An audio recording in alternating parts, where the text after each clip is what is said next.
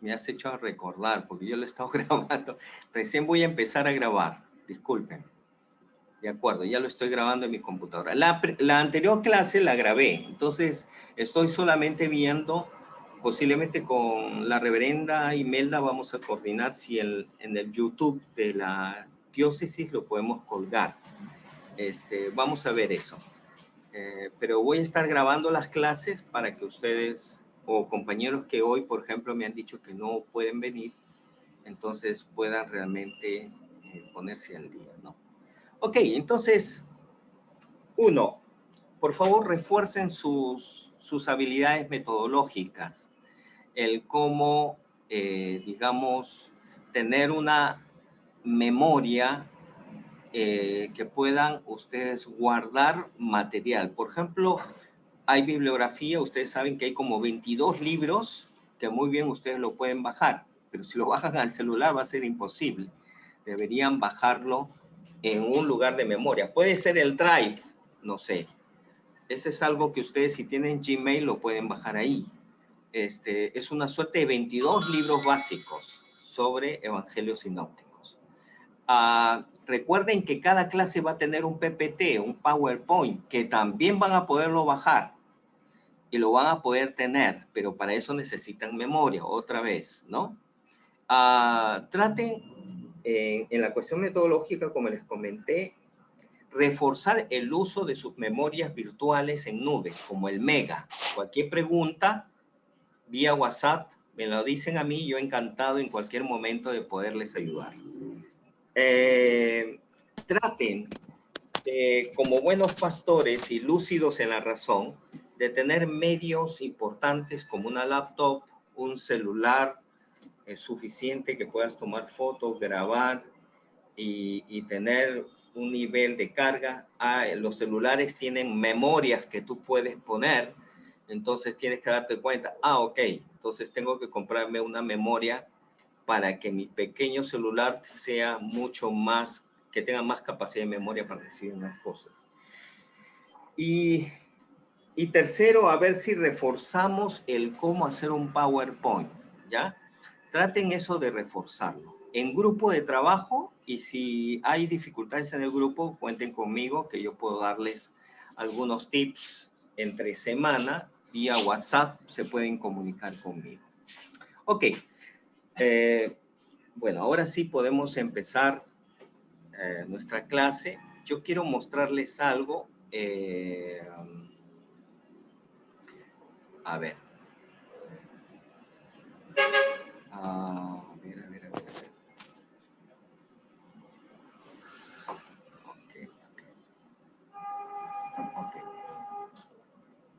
Ok.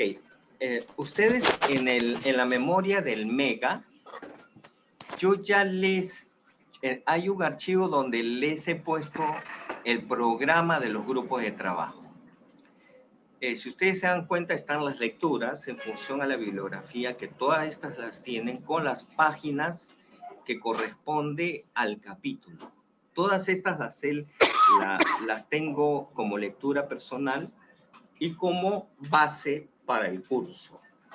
Cuando yo, por ejemplo, en este grupo, que hoy vamos a tener la exposición El mundo de los primeros cristianos, resalto en negrita, la primera lectura se supone que si les cuesta un poquito de tiempo leer todas, tienen esta primera lectura, que es la básica. De ahí pueden sacar un pequeño resumen. ¿Ya?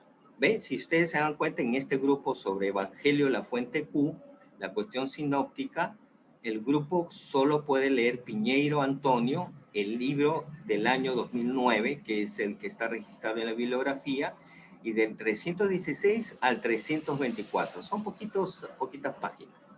El resto son de apoyo. Si ustedes se dan cuenta, ya hemos hecho la lista de los grupos y las responsabilidades sobre el tema a tratar, ¿correcto? En el caso del grupo de Patricia Venegas y María Adelaida, luego entre semana coordinamos, María, sobre cómo vamos a trabajar esta presentación, ¿ya? Porque sé que para Patricia Venegas le es difícil continuar el curso. Entonces, eso ya lo coordinamos, María, conmigo, ¿ya? Luego ustedes tienen, cada grupo tiene, como digo, una serie de lecturas para que pueda hacer un PowerPoint, un PPT, una presentación. ¿De cuánto tiempo? 20 minutos. ¿De acuerdo? Listo. Eso por si acaso lo tienen en el mail. Si ustedes ven en la presentación, hoy nos toca estas dos unidades. ¿Cómo ver la cuestión del acontecimiento pascual que genera el Evangelio, ¿no? Como simiente de lo que vamos a comprender que son los evangelios y el concepto de la cronología, y luego vamos a hablar del mundo de los primeros cristianos. ¿De acuerdo? Bien. A ver.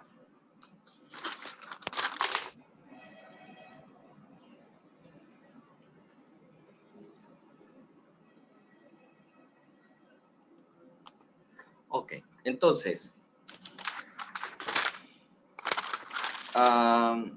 miren, a mí me interesa mucho que aprendan a usar el Mega porque, por ejemplo, les tengo un regalo, ¿ya?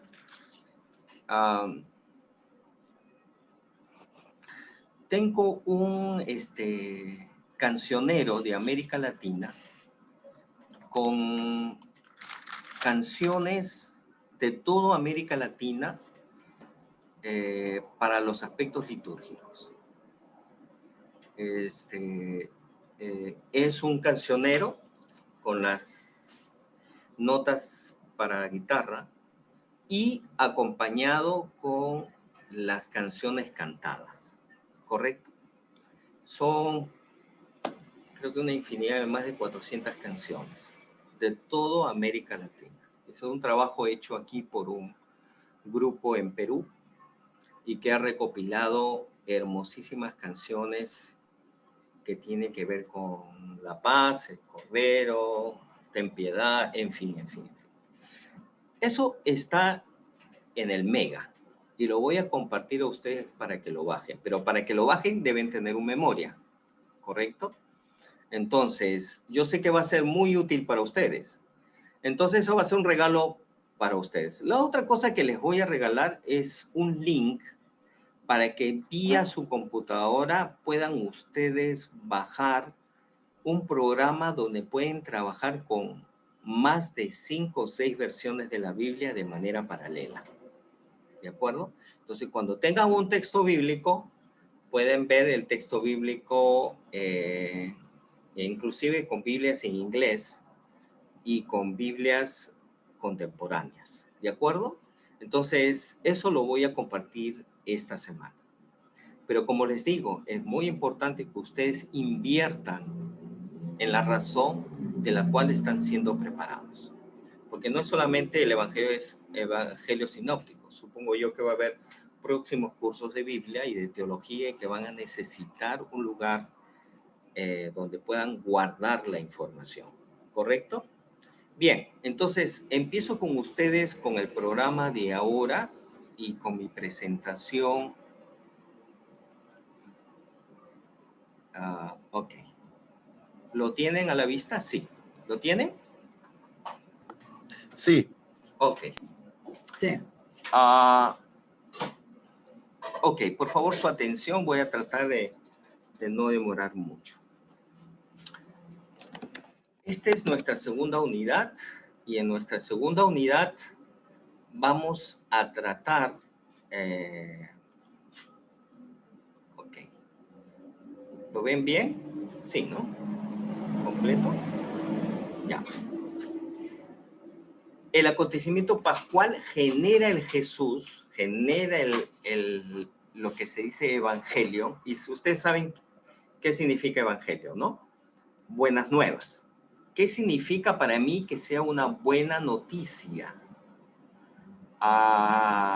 y cómo este acontecimiento pascual va a generar ese, ya no solamente ese Jesús de prodigios, sino ese Jesús ícono de todo un movimiento y de toda una diversidad de eclesialidad, de tal manera que trastorna la interpretación del tiempo al grado de que se habla antes de Cristo y después de Cristo.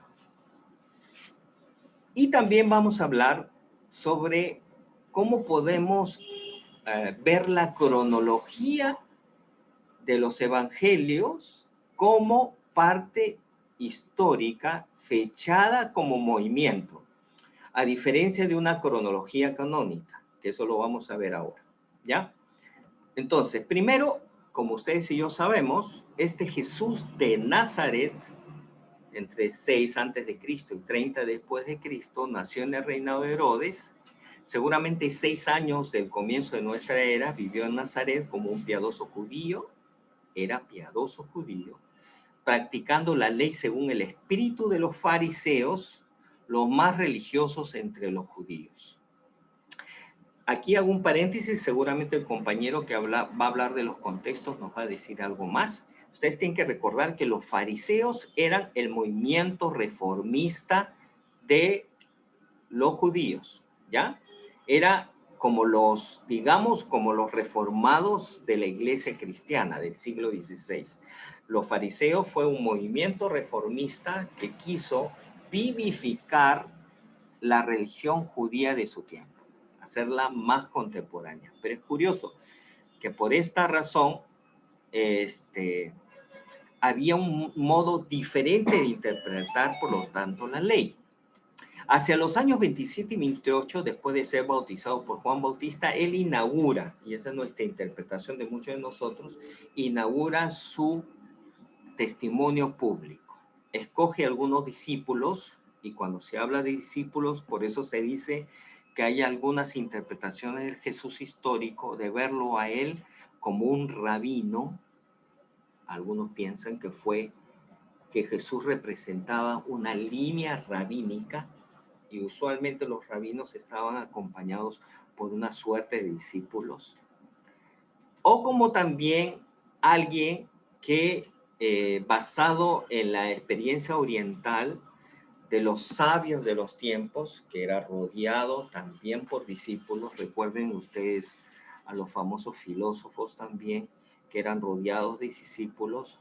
Bueno, entonces escoge algunos discípulos, con ellos proclama con palabras y sobre todo con hechos de su vida el concepto del reino de Dios. Cuando ustedes traten teología del Nuevo Testamento, y cuando se habla de teología del Nuevo Testamento se habla de nudos temáticos.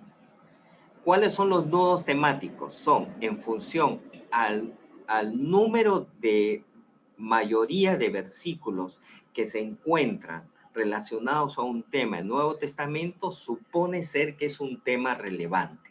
Y uno de los temas relevantes en el Nuevo Testamento es el concepto de reino de Dios, ¿ya?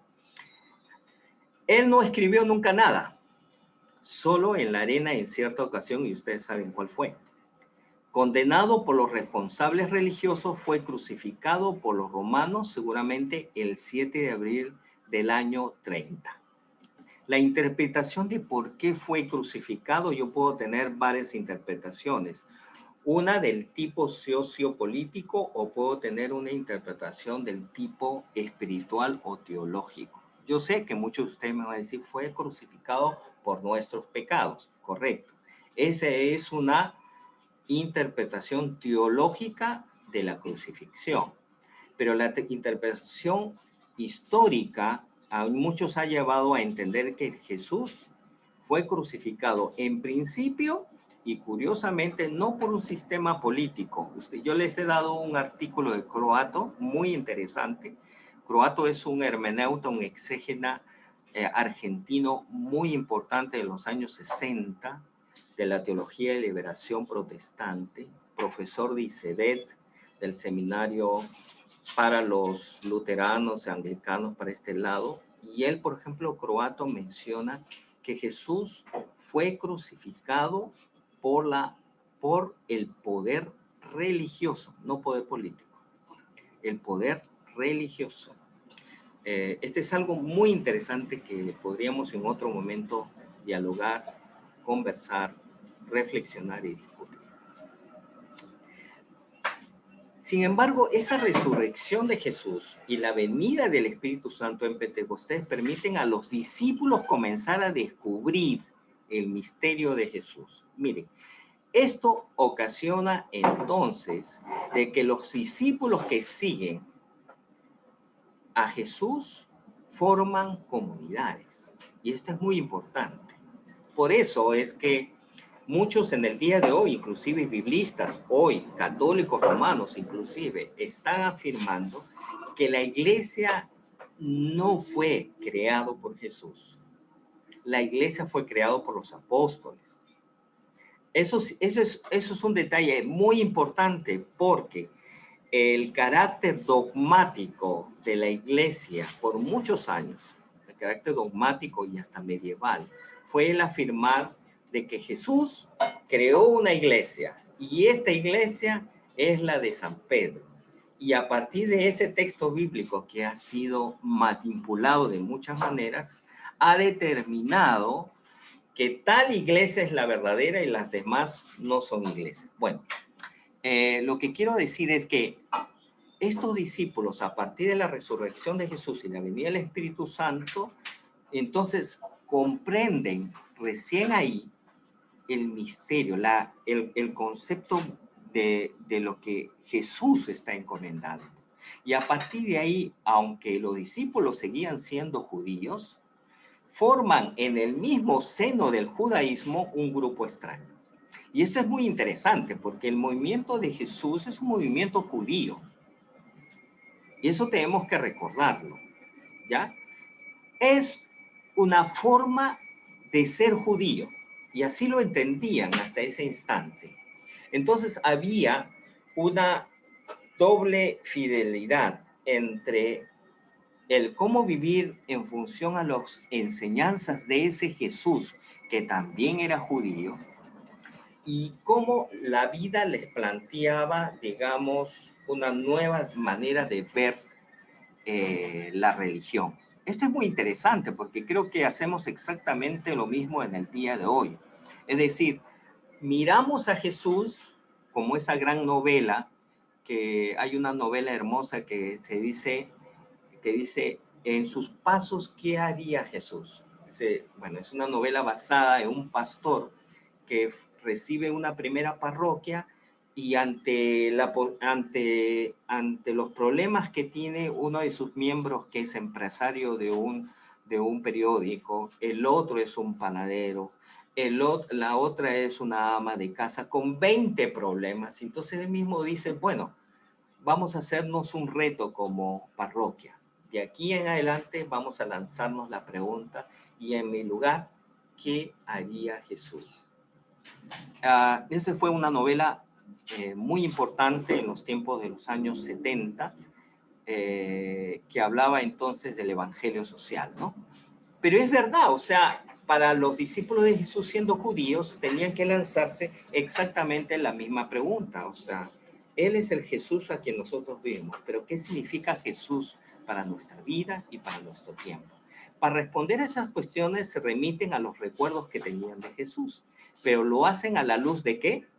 De la resurrección. Esto es muy importante. Uno de los eventos litúrgicos más importantes de la iglesia no es el Viernes Santo, sino es Domingo de Resurrección. Esto es muy importante para considerar en el ciclo litúrgico de la iglesia en el mundo. Es decir, ustedes saben que nosotros no nos regimos con un calendario de enero a diciembre. Nosotros nos regimos de un calendario litúrgico, el cristiano. Y ese calendario litúrgico tiene su clímax principal no el 24 de diciembre, ni el 25 de diciembre, Navidad o algunos Año Nuevo, sino para nosotros la fiesta cristiana máxima, donde reventamos cohetes, es el día de la resurrección. Entonces, puede imaginarse la importancia. Ahora, estos recuerdos van tomando forma en torno a tres centros principales de interés. La primera es la proclamación de la fe. Eso se llama el querigma. Querigma, la predicación. Esto tiene que ver con evangelización, ¿cierto? Esto tiene que ver con edificación, querigma. Los discípulos comienzan a anunciar el reino de Dios a los judíos y luego a los paganos. Eso es verdad. Es decir, son judíos. Entonces ellos se dirigen a sus propias comunidades, pero hablan de ese Jesús resucitado, de este hombre que interpreta el Torá de una manera totalmente novedosa, a diferencia de los fariseos, que también eran movimientos reformados de la fe judía. Y ese grito de fe de los primeros cristianos lo pueden ver a partir de la experiencia de los apóstoles, ¿no? A mí, una de las cosas que mucho me gusta es cómo, sobre todo la historia de los caminantes de Maús. Vean cómo ese escenario es un escenario místico, espiritual. En el día de hoy, hasta gente que no necesariamente es cristiana ve la lectura del Evangelio de Lucas sobre los caminantes de Maús como un escenario exquisito sobre signos de espiritualidad. En fin, el concepto de la proclamación. Segundo, la celebración de fe. Miren, el credo en la historia de la iglesia y la interpretación de ciertas iglesias que se han institucionalizado y han institucionalizado el evangelio, han hecho del credo un dogma, cuando en realidad el credo es un cántico, ¿ya? Es decir, el yo creo es un acto de celebración, no es un acto dogmático. Cuando tú cantas, cuando tú celebras, y yo creo que algunos le hemos dedicado una hermosa canción a la esposa, o cuando hemos estado enamorados, es decir, hemos transformado el canto en una expresión viva de lo que creemos, de lo que apreciamos y de lo que tenemos.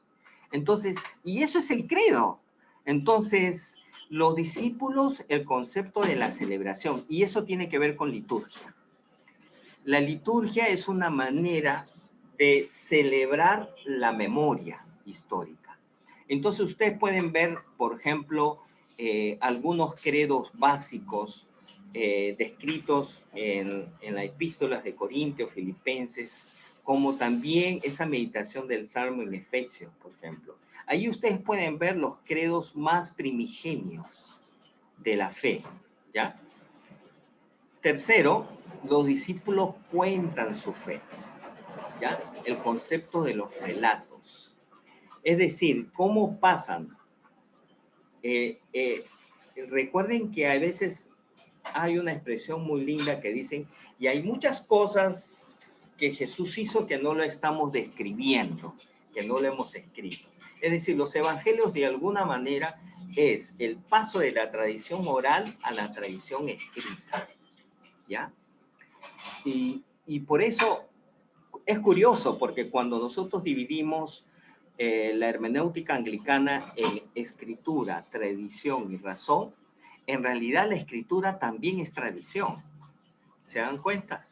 Porque es tradición pasada de lo oral a la escrita. No es que Dios bajó y lo escribió, y no es que, por ejemplo, quienes redactaron, que eso lo vamos a ver luego, quienes redactaron los primeros libros acerca del cristianismo fueron los apóstoles directos. Los primeros libros escritos en la historia fueron las epístolas, o sea, fue Pablo que no vio a Jesús, sin embargo tuvo sí una experiencia de conversión, etcétera, y se sumó al movimiento cristiano. Pero es interesante entonces ver que los relatos son basados en función a este paso, de tradición oral a tradición escrita. Aquí lanzo una pregunta de reflexión hasta el momento. ¿Qué significado tiene la resurrección de Jesús y la venida del Espíritu Santo? ¿Y qué significa regresar a ser parte de ese movimiento de Jesús? Si ustedes se van a dar cuenta, hoy los teólogos están pidiendo que la iglesia regrese a entender el movimiento de Jesús. Porque los niveles de institucionalización que se han llevado puede que hayan pervertido la naturaleza esencial del movimiento de Jesús. Y esto es muy interesante. Si muy bien en el tiempo de la Reforma se decía regresemos a las Escrituras, hoy es probable que se está pidiendo regresemos a lo primigenio del movimiento de Jesús. Seamos y recobremos ese calor basado en la Pascua, en la resurrección de Jesús y en la venida del Espíritu. Claro, muchas cosas no estaban elaboradas. Hasta ese momento, ustedes me van a decir, bueno, Dios santo, hasta ahí no se había hecho el Nuevo Testamento y el canon del Nuevo Testamento. Alguna vez un hermano del sector más radical evangélico se me acercó y me dijo, hermano, usted no está hablando de lo que la palabra de Dios dice, porque la palabra, acá dice que la palabra de Dios es eficaz y es como una espada de doble filo, etcétera, y me dio el texto bíblico. Pero entonces le hice la pregunta, ¿a qué se está refiriendo ese texto bíblico como palabra de Dios? Porque hasta ese momento no había Nuevo Testamento, el canon no se había elaborado. Cuando la Biblia habla de la palabra de Dios, ¿a qué se está refiriendo? No se está refiriendo a la Biblia completa tal como nosotros hemos recibido. Esto se ha elaborado mucho después a través de un encuentro de sabios de la iglesia y en lo que se llama el canon bíblico. Entonces, cuando Pablo en su momento habla la palabra de Dios es viva y eficaz, ¿a qué se refiere? No se refiere a la Biblia. Entonces, ahí tenemos que darnos cuenta de que ese regreso al movimiento de Jesús nos va a ayudar a desmitologizar algunas ideas que nosotros tenemos acerca de lo que la iglesia institucional ha hecho en nuestras mentes. Y yo quiero animarles a eso. Tercero, tenemos que recordar que a partir del acontecimiento pascual existe lo que se llama la universalización del evangelio. Llega un momento, ustedes recuerdan, Jesús es judío, sus apóstoles son judíos, se dirige en un querigma a los judíos, pero vaya, aparece Bernabé, aparecen los 7 diáconos y Felipe, sobre todo Pablo, que es convertido, y comienza a llevar las buenas nuevas hacia Asia Menor, Grecia, Roma. Entonces, ¿qué pasó ahí? ¿Qué pasó ahí? O sea, dejó de ser un movimiento judío para los judíos para transformarse en una universalización. Los paganos ahora podían entrar en la iglesia sin verse obligados a ser judíos previamente. Recuerdan la famosa discusión que tenían que ser circuncidados, es decir, parecía que en ese instante los primeros cristianos judíos se creían a sí mismos un movimiento, un nuevo movimiento judío que solo podía ser parte si te circuncidabas. Bueno, ¿qué decidió el primer concilio de Jerusalén en el año 50? Justamente la apertura. Entre los años 51 y el 63, Pablo entonces comienza a escribir sus cartas a la serie de comunidades que eran helénicas, que había contacto judío. Es decir, si ustedes se dan cuenta que lo que tenemos en nuestras manos, esas cartas de Pablo son las primeras. Pablo fue el primero que habló de la cristiandad. El primero, a través de sus cartas. Segundo, por lo tanto, el evangelio comienza a encontrarse en la diversidad de la comunidad post-pascual, ¿no? Ya desde los primeros momentos del nazarenismo o judeo-cristianismo jerusalemita, el grupo de seguidores del crucificado ahora era mixto. Se componía de 2 comunidades, la de los hebreos, los autóctonos, los que tenían lengua materna aramea, y la de los helenistas, los judíos nacidos fuera, los de la lengua materna griega, pero asentados en Jerusalén. Ante eso, entonces, existe el conflicto, ¿no? Ustedes van a verlo pronto y las cartas de Pablo, si ustedes van a darse cuenta, el de que la mujer no tenga el pelo amarrado o suelto, mejor dicho, sino que sea cerrado, que los hombres, que a las mujeres no se les permite aquí. Ustedes saben que todo este era en realidad un conflicto entre cristianos helenistas y cristianos que tenían un modo de vivir el judaísmo, ¿no? Entonces surgieron varios problemas.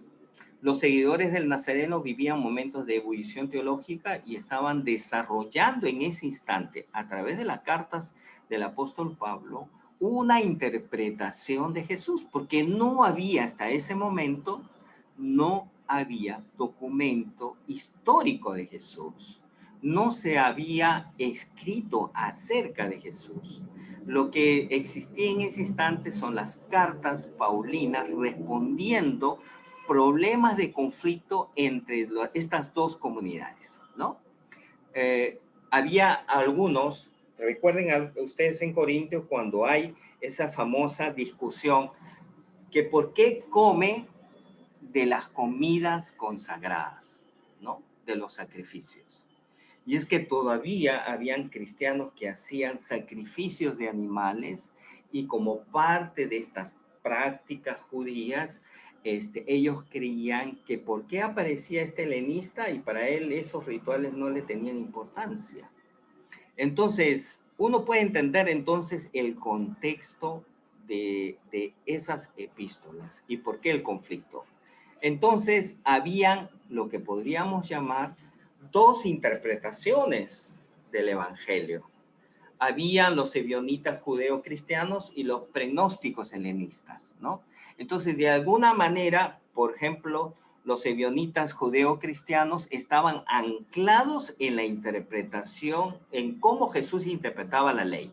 Punto. Ese era el punto para ser parte de este movimiento. En cambio, los prenósticos o los helenistas eran mucho más espirituales, ¿no? Entonces hablaban del cuerpo, el alma, el espíritu. No sé si ustedes han visto eso en el texto bíblico.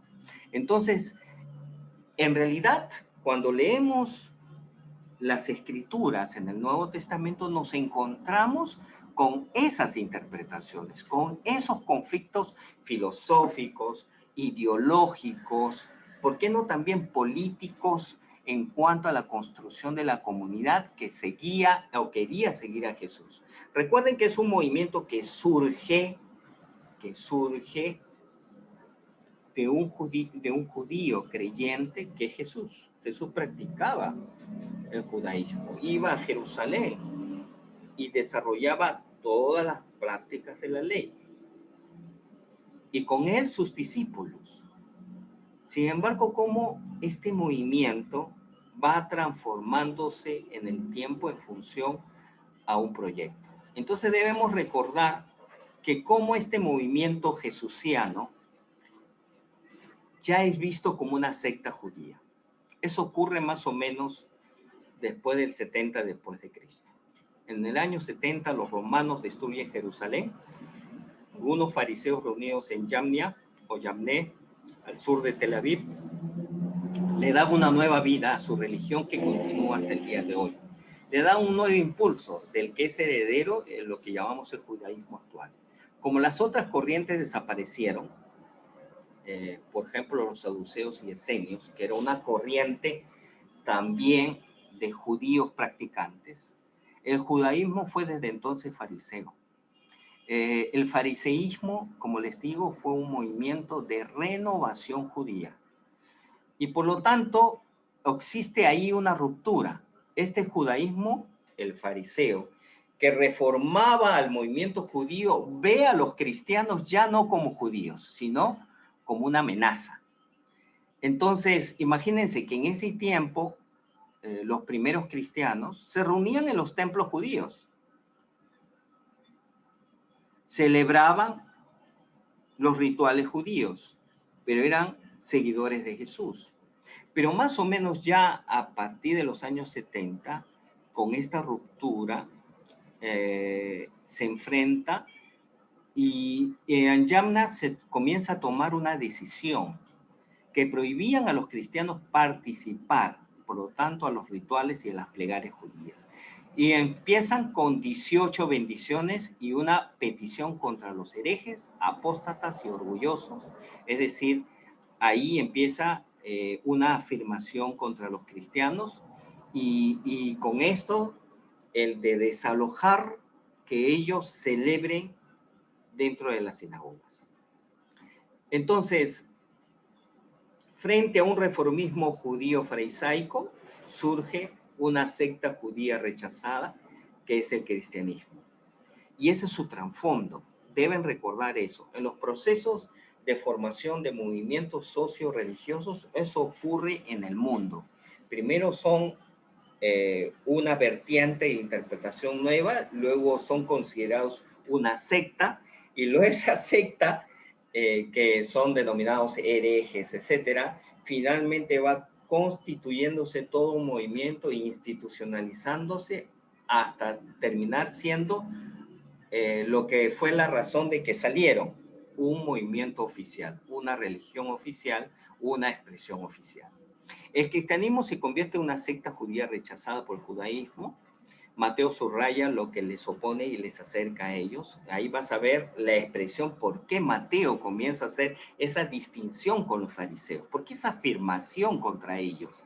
Y justamente porque existía en el contexto socio-religioso ya una separación y una ruptura con aquellos que en un momento dado eran hospedados, habían sido hospedados. Mateo intenta también subrayar su acuerdo en profundidad con lo mejor de ese fariseísmo.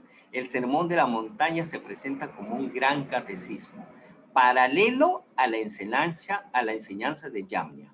Entonces, ustedes van a ver, por ejemplo, en Mateo, alguien que en su evangelio expresa, digamos, un modo de ver a Jesús, pero desde el concepto más genuino de lo hebreo, de lo judío, pero que supera el reformismo judío farisaico. Por lo tanto, y aquí paso ahora a la cronología. De alguna manera les he dicho que hay dos maneras de podernos acercar a una cronología, pero esa cronología está en función a un movimiento, ya hemos dicho, que es pospascual, es decir, en función a la resurrección. Es el centro de la fe, por lo tanto, a partir de ahí ocurre toda una interpretación de libros, epístolas y evangelios. Y ahí voy a decirles a ustedes, uno puede leer la cronología de los libros en función canónica, y ustedes tienen en la Biblia Mateo, Marcos, Lucas, Juan, Hechos de los Apóstoles, y luego Primera, Segunda de Corintios y las epístolas, ¿no? Ese es el orden canónico, pero no necesariamente es el orden en función a las fechas estimadas en que fueron escritas. El planteamiento que yo les doy a ustedes, como lo dan muchos otros eruditos en el día de hoy, que veamos los evangelios sinópticos en función a la fecha en que realmente fue escrita. Y como ustedes lo ven, en realidad las primeras cartas o primeros materiales escritos de manera histórica fueron primero Santiago y Judas. Luego fue las 7 epístolas de Pablo: Tesalonicenses, Gálatas, Filemón, Filipenses, Primera y Segunda de Corintios y Romanos. Después se habla del famoso documento Q, que en realidad es paralelo a Hebreos. Y después de eso viene recién los evangelios sinópticos, que es primero Marcos, Lucas y Mateo. Después de estos vienen las 2 cartas de tradición petrina, Pedro, las 3 cartas denominadas deuteropaulinas porque se les adscribe a los discípulos de Pablo y no necesariamente a Pablo, a cartas pastorales que también fueron dirigidas por los discípulos de Pablo, por ejemplo, a Tito, Timoteo, y finalmente los libros de Juan, que incluye Apocalipsis, ¿no? Entonces, aquí se nos arma de una manera diferente el cómo comprendemos el por qué los evangelios sinópticos, por qué la razón de ser, y en el contexto sociocultural e histórico del desarrollo de pensamiento cristiano. Correcto. Con esto, ¿qué quiero decir? Si ustedes toman, por ejemplo, algo que dice Pablo en Gálatas y en Corintios, ustedes van a darse cuenta que en cuestiones podemos tener confianza que ahí se establecía principios o solamente se está tratando temas del protoevangelio. A veces algunos queremos acercarnos a ciertos temas y tomar ciertos principios para la vida práctica de la fe, la misión, etcétera, apelando a Pablo, apelando a Apocalipsis, apelando a varios otros textos bíblicos. Pero ahí me voy a la segunda pregunta. ¿En dónde está la esencia de la centralidad del querigma del movimiento? Está en los evangelios, porque es a partir de los dichos y hechos de Jesús que podemos entender a Pablo, que podemos entender a Pedro y podemos entender lo demás. Ojo. Por eso ustedes se dan cuenta que en la liturgia, inclusive cuando se da la lectura del Evangelio, ¿qué hacemos? Nos ponemos de pie. Cuando se da las otras lecturas, no.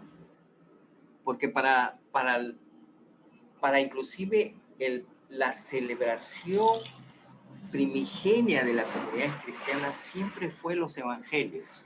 Y a partir de lo que hizo Jesús, vamos a entender al apóstol Pablo, y no al revés. Penosamente, en la hermenéutica de otras iglesias, hacen y creen que pueden leer a Pablo y luego a Jesús. O leer, por ejemplo, algunos dichos y hechos que Pablo recomienda a ciertas iglesias e ignorar la situación histórica que está viviendo esa epístola. Del movimiento pospascual a la iglesia, ¿qué significa una imagen de Dios más abierto? Recuerden, Jesús judío, los 12 discípulos judíos celebraban la comunidad en una sinagoga judía. Existe la ruptura por la universalización del evangelio. Ustedes van a decir, ¿eso fue nuevo? No. Quizás en teología del Nuevo Testamento lo van a entender. Pero esto de la venida del Espíritu Santo es algo ya profetizado en el Antiguo Testamento. Es decir, el concepto de la universalización del Evangelio fue algo ya profetizado en el Antiguo Testamento. Entonces, esa universalización nos habla de un Dios más abierto, de un pueblo de Dios más universal y más abarcador. Una visión inclusive positiva del destino humano, ¿no? Recuerden ustedes Apocalipsis, cielos nuevos y tierra nueva. Eso no significa, penosamente algunos interpretan Apocalipsis como si fuera la destrucción del mundo. Pero el Apocalipsis no se centra en la destrucción del mundo. Hay que leer bien el Apocalipsis. Hay un texto que es la llave hermenéutica del Apocalipsis para entender que la carta fue una carta de esperanza, no de pesimismo. Entonces, la comprensión de cielo nuevo y tierra nueva es decir, ¿no saben qué? El destino es el triunfo del amor de Dios, no es el triunfo de Satanás, el diablo, el pecado, que vamos a estar fritos como un pollo en un infierno, etcétera, etcétera, que nos han querido vender algunos teólogos de ciertas iglesias institucionales para acrecentar la culpa, y acrecentar la culpa me da poder para decirte lo que tienes que hacer o no, aparte de los diezmos que tienes que dar a la iglesia, ¿no? Bueno, eso fue una broma. La misión de Jesús es la pregunta final. ¿Es la misión de la iglesia? Esa es una pregunta que tenemos que lanzar. El regresar a ser movimiento de Jesús nos plantea el de que la iglesia en toda su diversidad debe regresar a lo primigenio que Jesús es e hizo. Somos cristianos, ¿no? Ojo, no somos eclesianos. Y eso es muy importante. Ni somos biblianos. O es decir, una cosa, hay gente que vive y duerme con la Biblia en el pecho, de acuerdo, pero no somos biblianos. Tampoco somos eclesianos, porque la iglesia no es la finalidad, es el medio para el reino de Dios. Nosotros somos cristianos y al ser cristianos tenemos que centralizar nuestra tarea pastoral, nuestra teología. Y en el día de hoy que ya se habla de teología de Latinoamérica, pues tenemos que darnos cuenta de que hoy se habla de un regreso al Cristo interpretado desde América Latina. ¿Qué significa esto para nosotros? Bien, vamos a pasar inmediatamente a la exposición de nuestro compañero. Tengo entendido que está con nosotros Sergio, ¿no? ¿Está Sergio? Sí, aquí estoy. Buenas noches. Sergio, te puedo pedir que hagas lo más resumido que puedas sobre tu presentación. A ver, ¿dónde estás, Sergio? Sergio. Te voy a poner...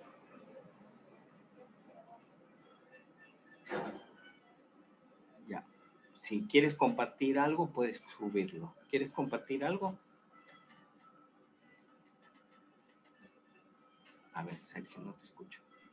Perdón. Estoy en el celular, necesito abrir la computadora para la sesión. Sí. Aunque tú me lo has mandado, ¿no? Si quiere, ahí mandé para entrar a la computadora, a ver si se puede. A ver, a ver.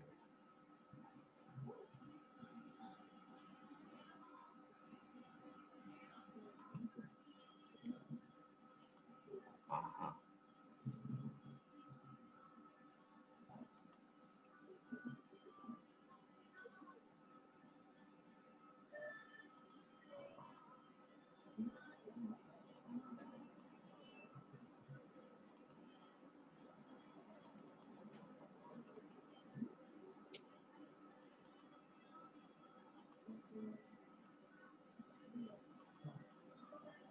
A ver, un segundo, ahí te lo bajo.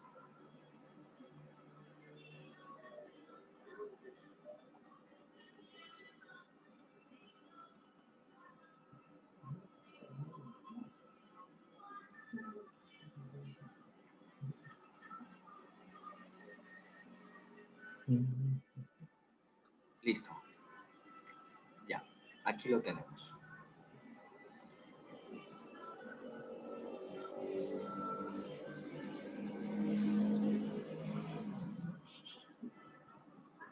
Ok. Estamos contigo, Sergio. Ok. Voy a hablar me tocó del mundo de los primeros cristianos, va en la unidad 3, en el contexto sociocultural del movimiento de Jesús. Vemos como primero, ¿verdad? Intentaremos conocer un poco del mundo de los primeros cristianos. Como referencia podemos leer el libro de Hechos, enfatizando en los capítulos, aquí les mencioné algunos, ¿verdad? Los puntos más importantes que veremos serán 4. Es el Imperio Romano, el Palestina, judaísmo después de los 70 y los primeros cristianos. El Imperio Romano. Palestina no era entonces más que una pequeña provincia del Imperio Romano. Nuestro mar, así es como se le llamaba a los romanos del Mediterráneo, alrededor del cual extendieron su poder durante varios siglos.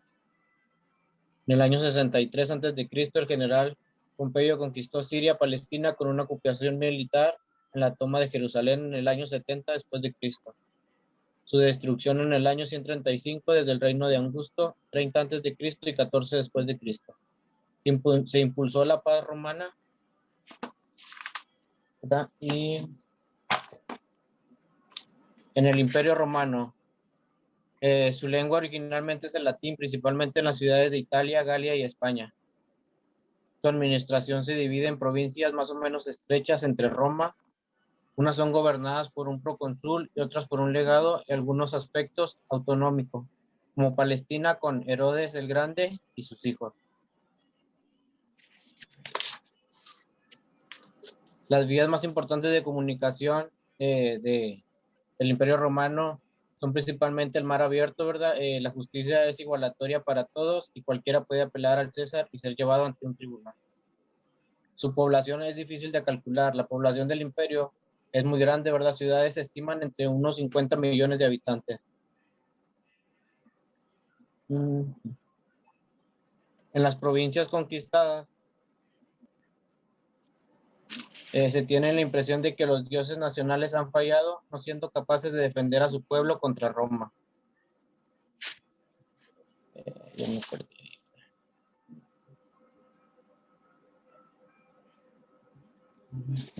Permítame.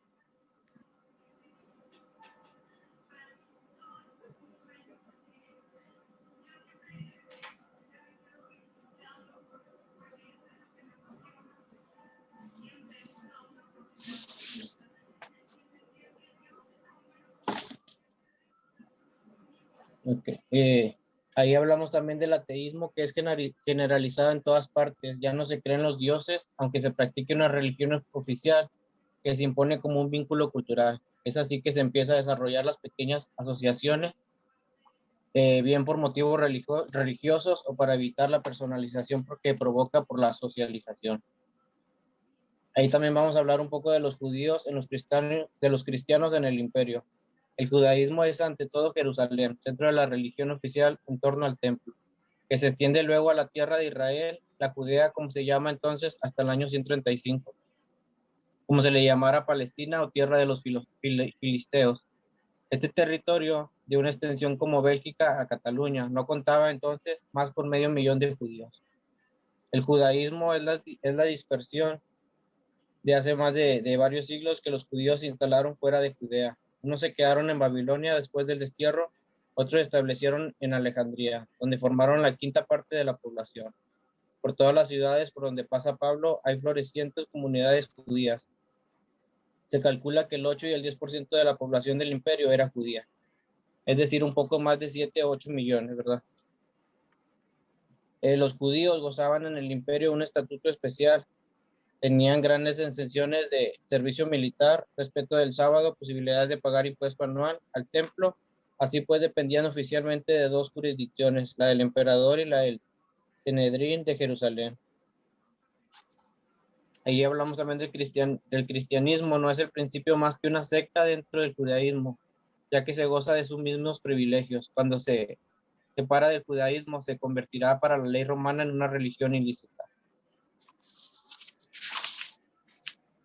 Ahí más adelante en la dispositiva, en la 4,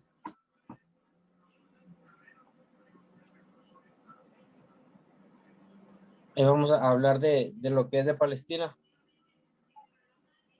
Ahí en Palestina, la economía en el mapa que está ahí en la dispositiva nos permite situar las llanuras fértiles que son más de Yarrael, Saraón, Zafela, las macetas de Galilea y de Samaria, Judea, donde se cultivan grandes esperanzas de tierra, un suelo pedregoso en el Valle del Jordán con fresco oasis del Jerez.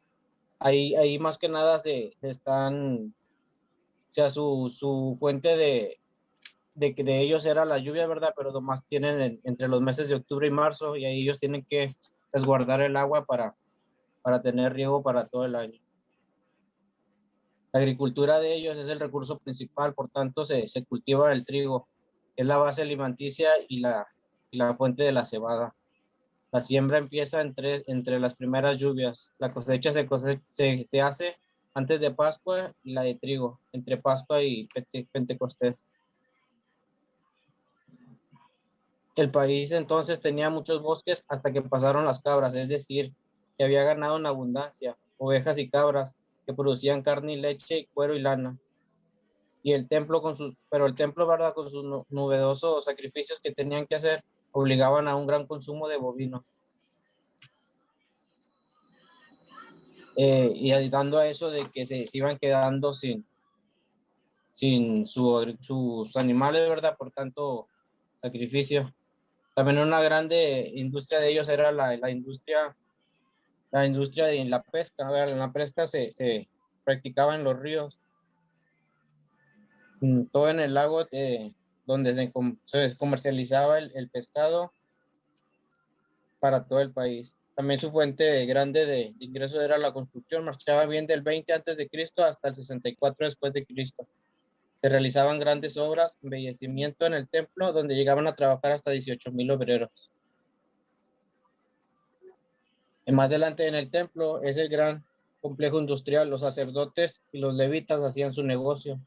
Los albañiles tallaban la piedra, se sacrificaban millares de corderos y terneros. Las pieles eran propiedades de los sacerdotes, se curtían y se cortaban. La influencia de peregrinos favorece a la comerciante, alimentación, ya que los peregrinos han de gastar ahí el importe del segundo diezmo. También ellos desarrollaban el comercio interior, suele reducirse a un intercambio de mercancías. En el comercio exterior eran principalmente de Líbano, incensios, aroma, oro y hierro. Se exportaban alimentos, frutas, aceites, vinos, pescados, perfumes, pieles. Este comercio estaba en manos de grandes negociantes, ¿verdad? Ahí también cabe destacar que hablamos de los ricos y pobres, ¿verdad? Hay una minoría que lleva una fructosa, la corte del soberano, la aristocracia sacerdotal de Jerusalén, los grandes comercios de los jefes, recaudadores de impuestos, los propietarios grandes de fincas en Galilea. Ahí hablamos de ahora de la clase media, que la constituían los artesanales, los sacerdotales, de las aldeas pequeñas, los pequeños terratenientes, entre otros. Y ahí seguían los más desválidos, que eran los obreros y los jornaleros, los que se encontraban trabajando y no tenían más remedio que ponerse a mendigar después de que los hicieran esclavos. Y más abajo nos encontramos a los enfermos, que son frecuentemente de enfermedades de la piel, la conocida lepra, que era la lepra, ¿verdad? O la de la vista, que vivían de limosna, que constituía un deber religioso importante de las iglesias.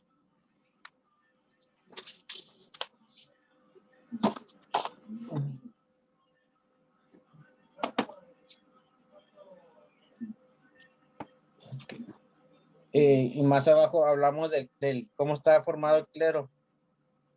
El clero es el que va arriba, que lidera ahí en el imperio, y luego sigue el sumo sacerdote. Después de ahí reparten el culto, ¿verdad? Y en la administración del templo. De ahí abajo se encuentran los levitas, y abajo los levitas pues eran los jefes de los grupos diarios, los sumos sacerdotes. Al final tenemos a los levitas de unos 9,000 a 24 grupos.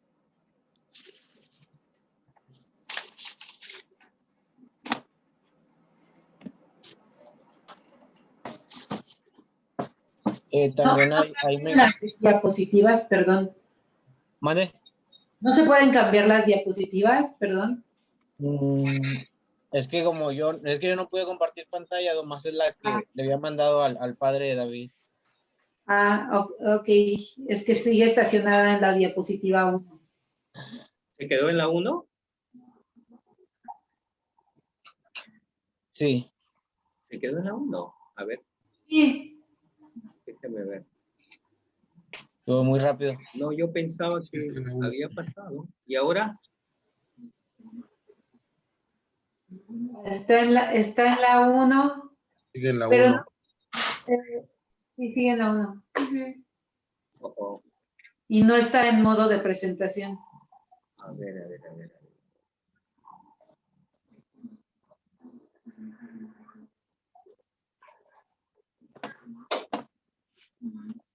Creo que así. Y ahora está en la 2. Sí. Ya. Yo pensaba que no. Ya, estamos aquí. ¿Ahora? Sí.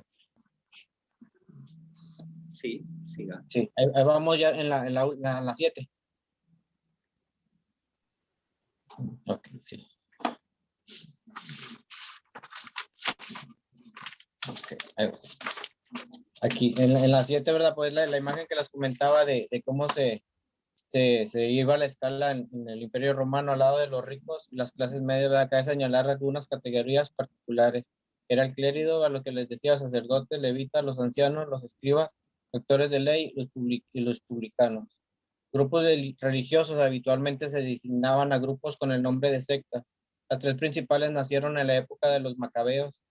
los fariseos, los saduceos, los movimientos bautistas, los nazarenos, los samaritanos y los paganos. Y de ahí pues brincamos a los grupos políticos que destacaban principalmente a los celotes y sicarios.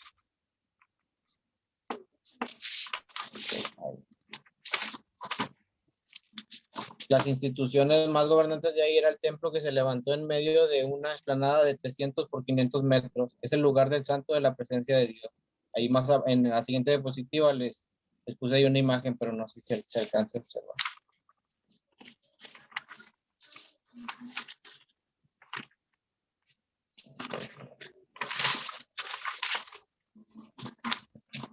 Okay.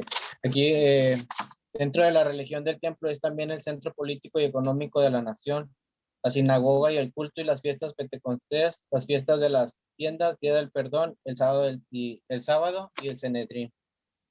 Ok. Hasta ahí está bien, Sergio.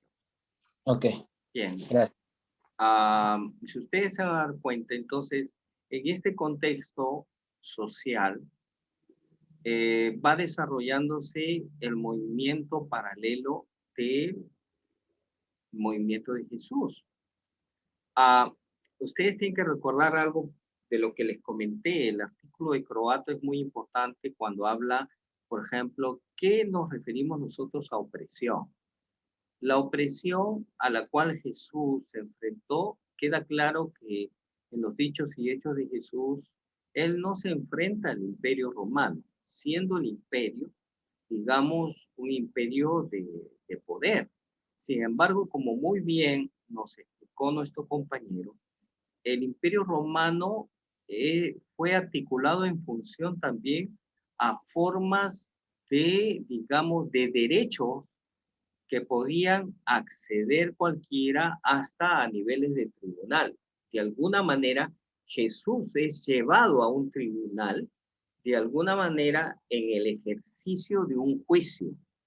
Es decir, si hablamos de un Estado de derecho, el Imperio Romano así lo proveía. Sin embargo, ¿cuál es el elemento de la crisis? El elemento de la crisis es justamente este poder del sumo sacerdote. Es decir, la crisis era el poder religioso, era la supremacía de la verdad religiosa. Ahora, tenemos que recordar algo. Cuando hablamos de religión, esta no está exenta a la vida social. Si ustedes saben, para un judío y la práctica que si ustedes se van a recordar, que inclusive recomienda Jesús, si tú hablas con alguien y lo resuelves a buena hora, si no lo puedes resolver, dice, llama a un testigo, conversa y trate de hacerlo. Y si no lo puedes hacer a ese nivel, ya llévalo a las autoridades. Ese proceso es un proceso de judicialización de los casos sociales, civiles, ante el Sanedrín, ante la vida, digamos, gobernada por el poder religioso. El poder religioso gobernaba la vida social del pueblo hebreo. Entonces eso tenemos que recordarlo siempre, porque entonces nos vamos a dar cuenta que si algo Jesús enfrentó fue el fariseísmo, fue el modo como se interpretaba la ley, presentándose Jesús como alguien que era mucho más reformador que los propios fariseos. Y en realidad, el modo como Jesús confronta ese poder religioso nos hace notar que para él lo más pernicioso en la historia no es ni siquiera el poder político, es el poder religioso enmarañado con poder político. Es decir, aquel que sublimina las conciencias sociales en función a una justificación religiosa. Entonces, por lo tanto, ustedes van a decir, ¿por qué Jesús no se enfrentó al emperador? ¿Por qué Jesús no se enfrentó al imperio romano? ¿Por qué Jesús no se presentó y al César y fue como los celotes o parte del movimiento de los celotes para asumir un cambio social, porque para él la esencia de los procesos de transformación ocurría en la medida de que el factor religioso debía ser más humanizante y no sumado a los intereses y poderes del mundo. Eso es muy interesante para ver a ese Jesús, ¿no? Yo sé que hay muchas lecturas teológicas sobre el Jesús, ¿no? Algunos hacen lecturas llevándolo expresamente y solamente, digamos, al escenario político. Político como tal.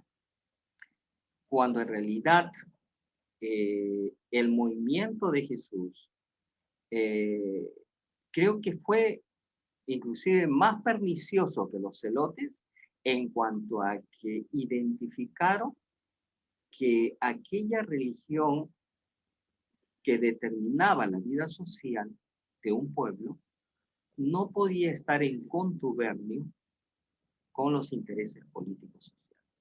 Y ahí tenemos que lanzarnos una pregunta nosotros también al respecto.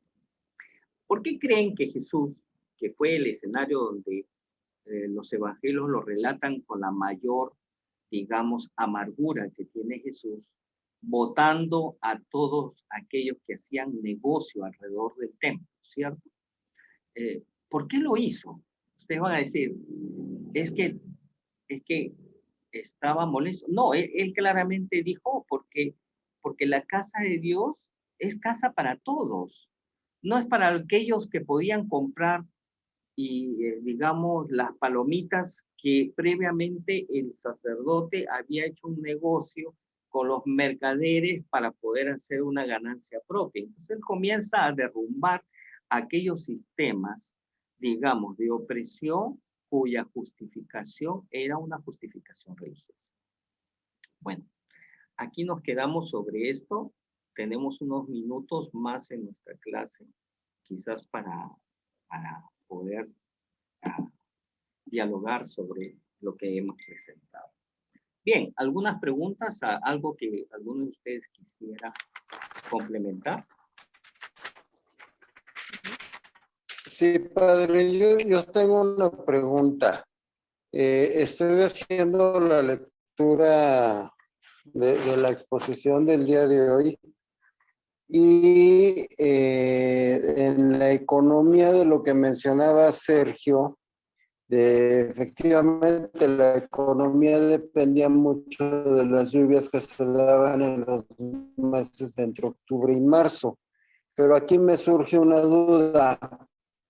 ¿Es el octubre, marzo de nosotros, de nuestro calendario, o es el octubre, marzo del calendario judío? Así es, así es. Por otro lado, porque hay cierta diferencia en lo que así es. Nosotros tenemos un calendario gregoriano.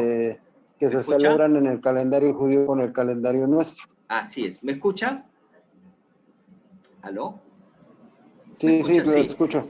Hay que diferenciar. Sí. Nosotros tenemos un calendario gregoriano. Sí, lo escucho, padre. Un calendario, perdón, un calendario basado totalmente diferente al calendario judío, para empezar. Y segundo, el concepto de día también es diferente, ¿no? Por eso ustedes se van a dar cuenta que cuando algunos hablamos digamos, del día, y hay una expresión, el cómo el judío comprendía el día es muy diferente a las 24 horas como nosotros lo comprendemos, ¿no? Y yo invitaría a muchos de ustedes que un poquito averigüen qué significa esto, ¿no? Por otro lado, hay un interesante libro, porque en el día de hoy las ciencias sociales están interviniendo en la interpretación teológica. Entonces, hay algunos libros, creo que hay uno y otro que lo he puesto en la bibliografía, que tiene que ver con sociología del Nuevo Testamento. Es decir, es un acercamiento desde el punto de vista sociológico de qué significa una clase media, por ejemplo, en los tiempos de Jesús. Por ejemplo, les doy una plática. ¿Recuerden Pablo qué oficio tenía? el hacer carpas. El hacer carpas... Hacer tiendas de exacto, campaña, lonas. exacto. El hacer tiendas de campaña en aquel tiempo, cuando se comprendía que eran como una especie de escuelas sociales donde habían personas formadas a ese nivel y tenían por lo tanto una condición de clase media, ¿no? Los que pertenecían a este tipo de escuelas, ¿no? Entonces es muy probable que, por ejemplo, Pablo en realidad pertenecía no a sectores populares y pobres, sino a una clase media. Por otro lado, hay una interpretación muy interesante por qué Jesús tuvo un vínculo con muchas mujeres en el tema de la misión. Y es que es probable que el vínculo de todas estas mujeres eran mujeres que en realidad tenían capacidades económicas que hacían posible el financiamiento del trabajo de Jesús y los discípulos. Luego también hay otro acercamiento sobre el tema de los esclavos, por ejemplo. Si ustedes han leído uno de los libros donde se le pide a Onésimo, un esclavo, regresar a su amo, ¿qué significa ser esclavo en ese tiempo? ¿No? Por ejemplo, un rico podía ser rico en función al número de ganado que tenía y tierras que tenía, pero no sabía leer ni escribir. Sin embargo, por eso tenía esclavos. Habían esclavos que sí sabían leer y escribir. Por lo tanto, en el día de hoy es curioso que los que sabemos más leer y escribir no necesariamente somos esclavos, pero en aquel tiempo sí, porque eran gente útil para el servicio de aquellos que tenían cierta condición social elevada. Tal es así que este famoso sociólogo del Nuevo Testamento comenta y dice, en el caso de Onésimo, a la cual se le pide que regrese al amo, no era tanto por su condición de esclavitud, sino porque el amo estaba pasando una situación muy difícil, al grado de que necesitaba que regresara esta persona de mucha confianza, que sabe leer y que sabe escribir, porque estaba yéndose a una situación de quiebra económica. Entonces, ¿cómo entendemos la esclavitud en la Biblia? Es algo que también hay que entenderlo en su contexto. Además comenta y dice que es muy probable de que a veces los ricos tenían que pagar a sus esclavos que sabían leer y escribir tal cantidad de dinero que a veces el esclavo que sabía leer y escribir le prestaba dinero al rico, porque a veces por las condiciones de negociación y demás de la agricultura, de la pesca, entonces se encontraba en una situación, digamos, de que una persona no es, como igual que en el día de hoy, calificado en ciertas clases sociales como lo entendemos hoy. Entonces, la investigación es importante cuando nos encontramos con un párrafo histórico en la Biblia para comprender realmente lo que sucedía. ¿Qué entendemos como esclavo, por ejemplo? No es igual que el día de hoy. ¿Qué significa ser clase media, baja? No significa como el día de hoy. ¿Qué significa ser un celote? ¿Qué significa ser un fariseo? Ustedes en el día de hoy tenemos la idea popular, eres un fariseo porque eres un hipócrita, ¿no? Sin embargo, el concepto del fariseo en el contexto de Jesús y en las primeras comunidades cristianas era un hombre que quería reformar la comunidad judía, vitalizarla, ¿no? Movilizarla, pero en función a la interpretación estricta de la ley. Tanto así que pensaban que Jesús era un fariseo. Sin embargo, el planteamiento de Jesús era mucho más reformado que los propios fariseos. Entonces, de ahí sucede de que este movimiento que terminó triunfando, el fariseísmo, terminó excluyendo al movimiento de Jesús y convirtiéndolo en algo como una secta, ¿no? Y fuera de la sinagoga. ¿Alguna otra pregunta? ¿Algún comentario?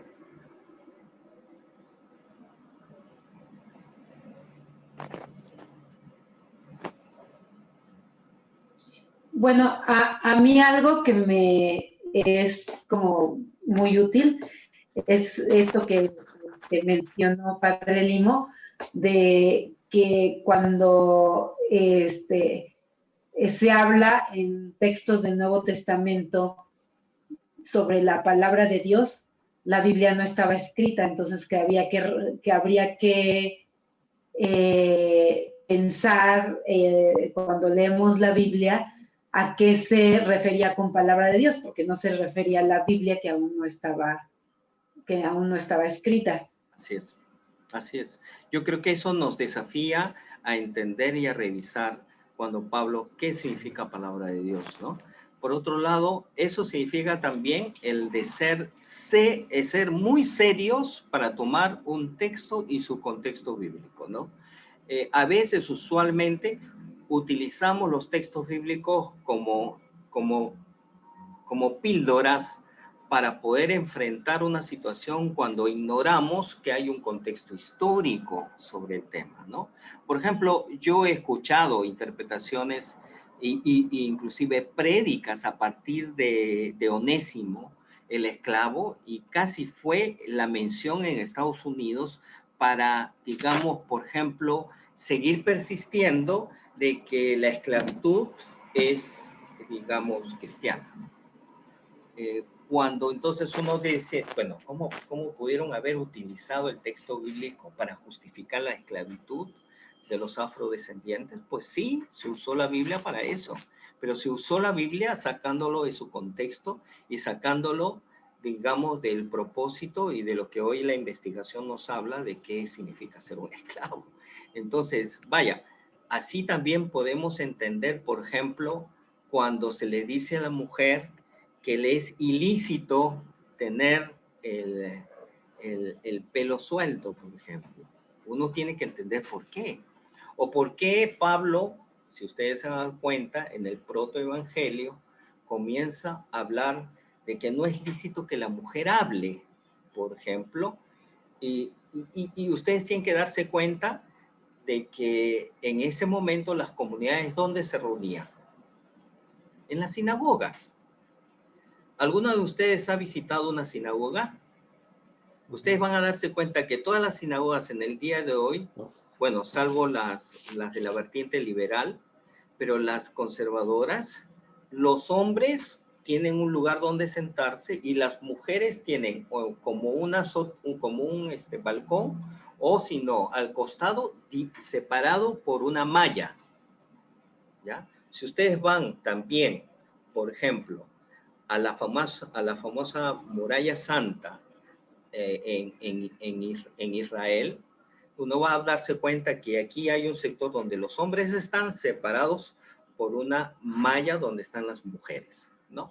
Entonces, la expresión que hace Pablo cuando le dice a la mujer, calle en la congregación, es porque en la separación del ambiente de hombres y mujeres, las mujeres estaban ahí conversando detrás de una muralla y le dicen, no les permito a ustedes hablar, callen en la congregación. Era más una cuestión de contexto social de la sinagoga, donde ellos asistían. Pero eso no establece ningún principio para decirnos a nosotros que es inválido el ministerio femenino. Entonces, eso es una cuestión de comprender el contexto social, comprender el escenario donde ocurren las epístolas paulinas en un contexto de un movimiento que estaba dentro de las sinagogas, y como ustedes ven en la cronología, hay otros textos bíblicos que son un después de los evangelios, ¿no? En la cronología. Eso establece, por ejemplo, hay personas que establecen doctrina y principios éticos en epístolas que son antes de haber sido elaborado el evangelio. Y yo tengo un problema ahí, por ejemplo. Yo digo, bueno, no, es que Pablo lo dijo, pero Pablo lo dijo en un contexto donde Corintios inclusive creía en la adoración a los ángeles. Entonces, vaya, entonces, ¿cómo? Entonces uno va a decir que cómo, bueno, las paredes de la iglesia primitiva tenían ángeles aquí que eran adorados, ¿no? Hoy mucho de las prácticas cristianas, salvo la Iglesia Ortodoxa, por ejemplo, que tiene a Gabriel, al arcángel Gabriel y otros, pero la angeliología, por ejemplo, es algo muy primitivo en los tiempos del protoevangelio. No estoy en contra de que alguien quiera practicarlo, pero eso para mí no es un principio ético, ni es un principio doctrinal. Entonces, cuando alguien dice sobre la homosexualidad, sobre una cuestión ética y quiere tomar un texto bíblico, debe ser sumamente cuidadoso en qué contexto lo toma, en qué episodio histórico y finalmente, ¿yo leo a Pablo o yo primero leo a Jesús e interpreto después los dichos y hechos de los apóstoles? Ese finalmente es el desafío, ¿no? El desafío. Ahora, una lectura sinóptica de los evangelios nos lleva justamente a eso. A nosotros nos interesa la comprensión de Jesús en los evangelios. Eso nos da la orientación del principio y práctica, de la fe y la ética cristiana. ¿Alguna otra afirmación o alguna pregunta?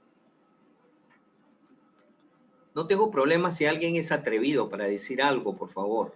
Nadie va a ser censurado si opina de una manera diferente o que nos plantea otro modo de ver. Padre, bueno, yo no es nada polémico, solamente reforzando un poco lo que usted comentaba y me gustaría si por favor lo puede ampliar. Creo que el contexto es fundamental ante cualquier cita bíblica, pero algo que creo también pertinente, sobre todo a aquellas personas que quieren iniciar el proceso en el ministerio. Creo que también tienen que ver el contexto tanto del libro como incluso del capítulo o de los capítulos anteriores, porque como van en hilación, eso nos permitirá tener un panorama sobre lo que se está hablando. Por ejemplo, la primera de Corintios, capítulo 14, donde usted comenta que las mujeres deben de guardar silencio, habla también sobre el don de lenguas. Creo que según el contexto en el cual estoy checando, habla más sobre el hecho de que se hablen lenguas en un sentido de orden y de acuerdo a lo que manifestaba sobre todo este rito, sobre todo para evitar que caigan en vergüenza con su esposo. Bueno, es lo que yo interpreto del capítulo 14, ¿no? De acuerdo. Como también tenemos que plantearnos, quienes queremos, ojo, que es una gran responsabilidad a hacer la exposición de las escrituras en una parroquia. Usted puede orientar a una persona hacia lo que realmente se dice la escritura o puede engañarlo. Ojo. Entonces, es una gran responsabilidad. Por eso nos acercamos a este instituto teológico en la idea de tener una formación académica del tema.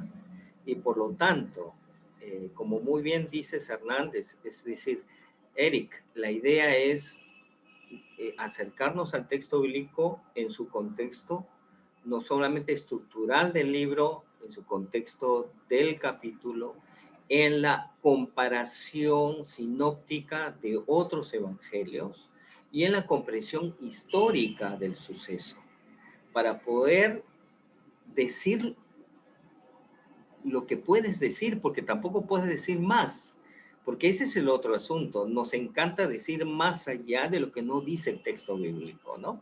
Entonces, y corremos el riesgo de asumir ciertas posturas, por cierto, éticas y usualmente y altamente conservadoras, ¿no? Ustedes saben que una cosa es lo que ocurre a partir de 1910 para nosotros los protestantes, ¿no? Es decir, frente a una alta crítica a las escrituras como herederos de la Reforma y protestantes, tanto de la corriente alemana, francesa, inglesa y americana, ocurrió lo que se llamó un movimiento de los fundamentos de la fe. Y uno de los principios, porque se reunieron sectores cristianos en Estados Unidos, para que en 1910 firmaran un pacto entre todas las iglesias y dijeron, estos son los fundamentos de la cual es inalienable para todos los cristianos. Los que no creen en esto son liberales. ¿Ya? Entonces, y ahí estaban muchos los anglicanos en ese otro lado de los liberales, por cierto. Entonces, ¿cuáles son uno de esos fundamentos? Que es el que quiero comentar, es la inerrancia, ¿no? Entonces, que la escritura es inerrante. ¿Qué significa inerrante? Que no tiene error alguno. Ojo, en el día de hoy, la Iglesia Anglicana no habla de inerrancia, por ejemplo, en sus confesiones. No hay el término inerrancia. Pero todas las iglesias fundamentalistas que tienen en sus confesiones denominacionales, creemos creemos en Dios Padre, Dios Hijo, Dios Espíritu Santo, y creemos que la Biblia es la palabra de Dios y es inerrante. Esa palabra inerrante es un vestigio del acuerdo de 1910 de los fundamentalistas. ¿Y qué significa? Es interpretar la Biblia creyendo que no tiene error alguno. Y usualmente estas personas interpretan la Biblia en función, digamos, obviando, por ejemplo, la lectura sinóptica de los evangelios, obviando, por ejemplo, el contexto histórico, social, ignorando, por ejemplo, el desarrollo de un protoevangelio, el documento Q, ignorando, por ejemplo, las fechas cronológicas que les he comentado, por ejemplo. Para ellos, que lo que fue escrito primero fue Mateo, Marcos, Lucas, Juan, en ese orden canónico, ¿no? Ellos dijo, no, eso lo que usted está diciendo y planteando es lo que los científicos en el día de hoy han dicho, pero eso es filosofía humana. Para nosotros fue escrito Mateo, Marcos, Lucas, Juan, en ese orden. No es así, nosotros, como les hemos dicho, en la triada de la escritura, la tradición y la razón, los anglicanos somos los primeros que estamos al tante y sonante de la ciencia bíblica y de lo que podemos comprender en el día de hoy de la alta crítica. Miren, la Iglesia Católica ha empezado recién a aceptar esto. Tiene apenas 20 o 30 años sobre el tema. Nosotros los anglicanos, por nuestra relación de todo el pensamiento protestante, estamos hablando de más de 50 años sobre el tema de la alta crítica al Nuevo Testamento. Como les dije la otra vez, los únicos que hacen alta crítica al Nuevo Testamento usualmente son aquellos que vienen de la vertiente reformada. La Iglesia Católica Romana, lo único que hace alta crítica es al Antiguo Testamento. Pero al Nuevo Testamento no lo hace, porque si lo hace, primero se le cae la idea de que la iglesia viene de San Pedro. Segundo, se le cae el tema de la virginidad de la Santísima María, ¿no? Entonces, y se le cae varios dogmas, o sea, no puede ser más crítico, no pueden usar la alta crítica ahí, ¿me entienden? En cambio, nosotros sí estamos invitados digamos, a encontrar a ese Jesús histórico que hacemos un seguimiento. Y para eso, sin duda, como dice el padre Hernández, nos toca ver de manera muy seria los textos y los contextos. Un comentario que a mí me encanta mucho es de un biblista presbiteriano escocés, ¿no? Que es muy sencillo y simple, pero es extraordinario, ¿no? Como es William Barclay.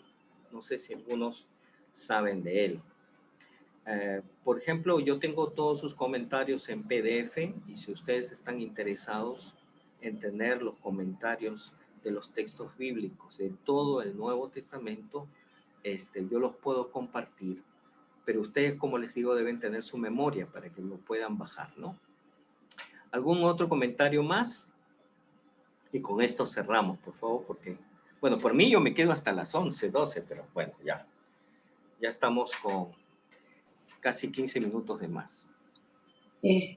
No, yo solamente quería comentar que yo creo que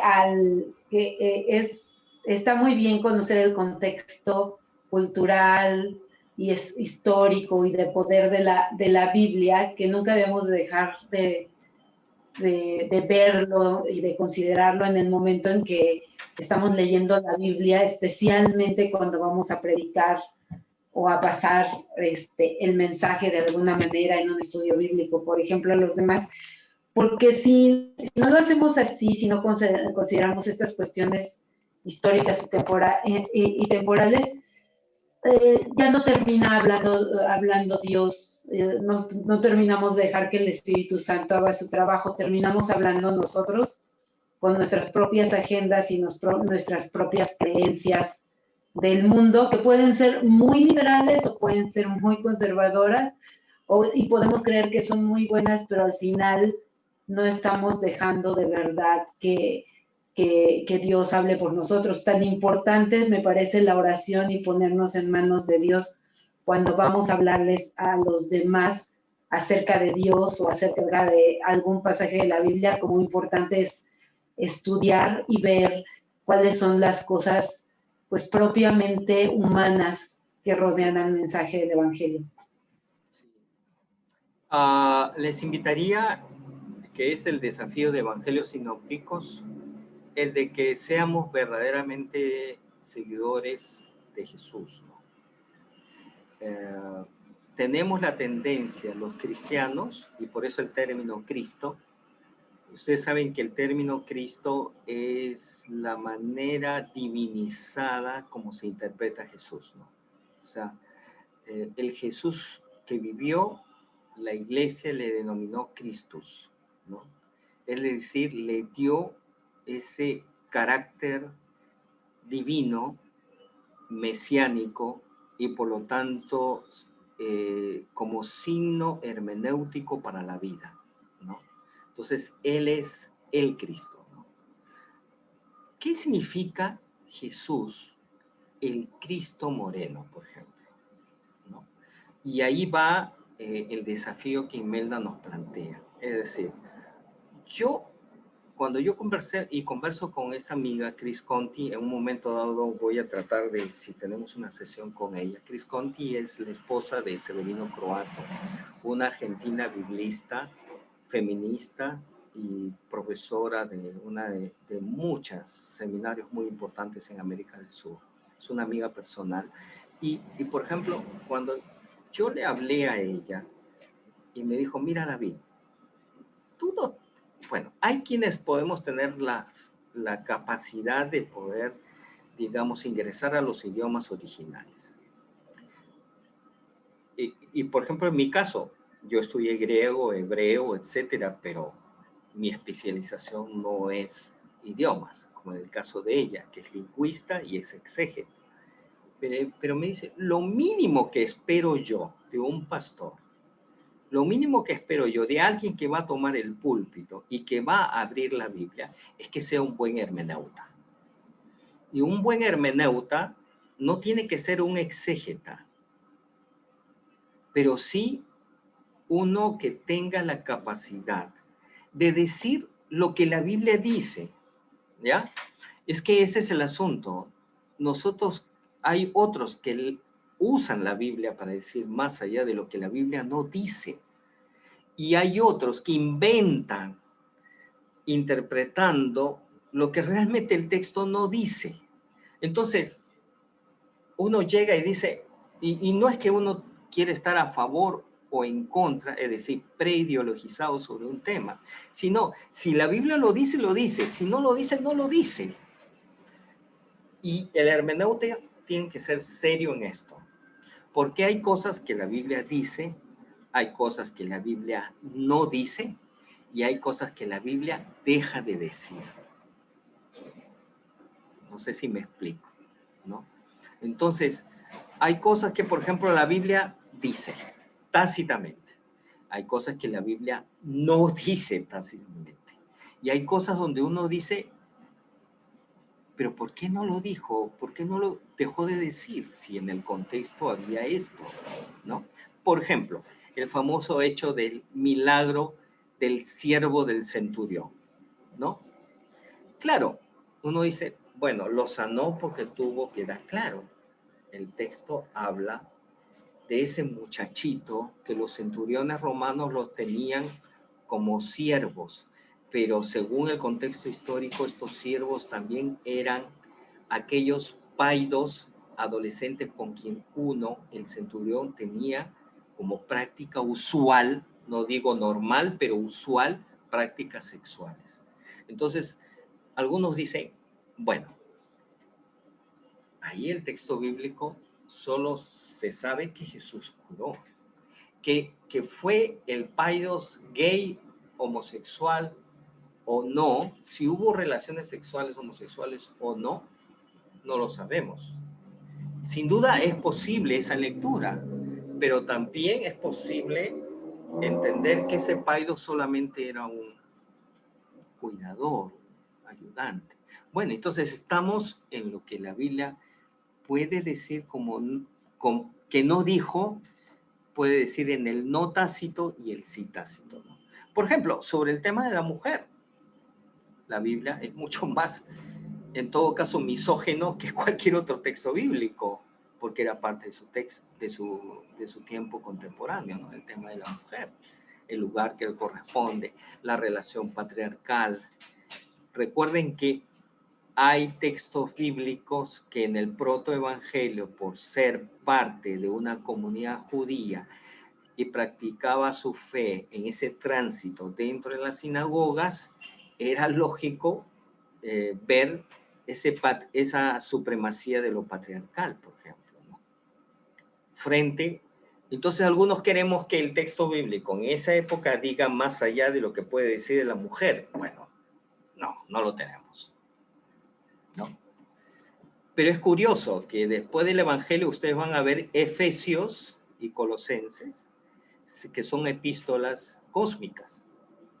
Ese es muy interesante, ¿no? Epístolas con un mensaje cósmico, de un Cristo cósmico, por ejemplo, un Cristo universal, donde todas las cosas van a ser reunidas en Cristo. Eso es increíble para mí. Bien, aquí nos quedamos, creo. No quiero agotarlos. Invitaría a que el próximo grupo, bueno, pueda continuar con nuestras presentaciones. Vamos cada vez mejorando en las presentaciones, siendo más capaces de hacer resumen. Yo también un poquito poder ser más resumido sobre algunos temas. ¿Alguna observación más? ¿Alguna pregunta? Y damos por cierre nuestro curso.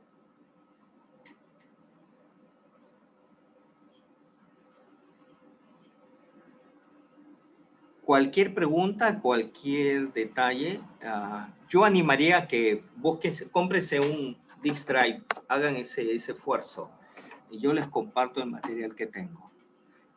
Háganse ese esfuerzo, yo creo que es importante. Así puedo compartirles a ustedes documentos en PDF. En realidad hoy podemos tener toda una biblioteca de libros, pero por ejemplo, soy una persona que he viajado tanto, entonces a veces uno necesita tener los libros a disposición en virtual, que es más importante, ¿no? Entonces, podemos muy bien llenarles a ustedes su biblioteca y compartirlo, ¿ya? Ok, entonces vamos a culminar. Muchas gracias por este tiempo y haremos una pequeña oración de culminación. Voy a decir al Padre Hernández, por favor, una pequeña oración para finalizar. El Señor esté con ustedes. Con tu espíritu. Oremos. Gracias, Señor, por que el día de hoy nos dejaste compartir esta clase. Gracias por los dones que pone a disposición de nosotros el Padre Limo. Bendícelo en su ministerio, bendícele su familia, bendícele su ser. Y a nosotros, Señor, ayúdanos a ir esclareciendo cada vez más el sentido de tu palabra, para poder encontrarnos contigo cara a cara. Dejar de lado cualquier conocimiento previo y poder ir deconstruyendo y aterrizando lo que tú realmente quieres que aprendamos.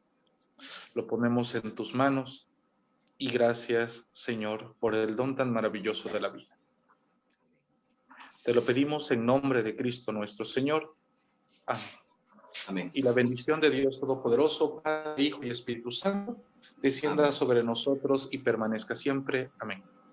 Solo un pequeño anuncio. Este sábado a las 9:30 de la mañana tenemos un pequeño taller. Iglesia y redes sociales, nuestro obispo y el licenciado en marketing y asuntos de comunicación va a estar con nosotros, Carlos Herrera. Va a ser una cosa de más o menos 1 hora, 1:30.